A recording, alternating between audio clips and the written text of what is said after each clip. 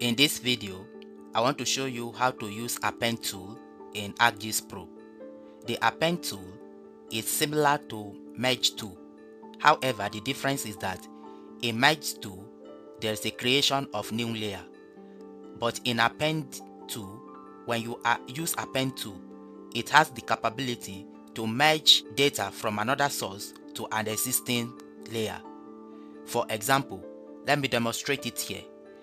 Here I have building development layouts, and you can see existing building and new building. So we have an existing building here, and over the years we have more buildings, which I call new buildings. If you are monitoring this building development and you want to append the new building to an existing layout or an existing building, so it's far better to use Append tool. To use Append tool to attach the new building to existing building layout, let me show you how to do it. Come to Analysis, click on Tools. This will open the geoprocessing tool. Then here search for Append, and here is the tool, Append, under Data Management tool. Click to open it. When it opens the Append tools, let's see the parameters we need to input here. The first one is input data sets.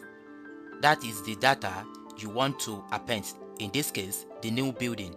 So I'll click here and select the new building. Then scroll down. Here is target data set. Then that is the existing building to which you want to attach the new building.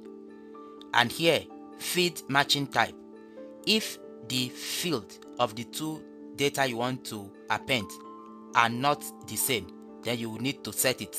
But in my own case, the field match, so I will leave it at input field must match target field. So click on Run. In few seconds, it will be appended. Yes, it is done.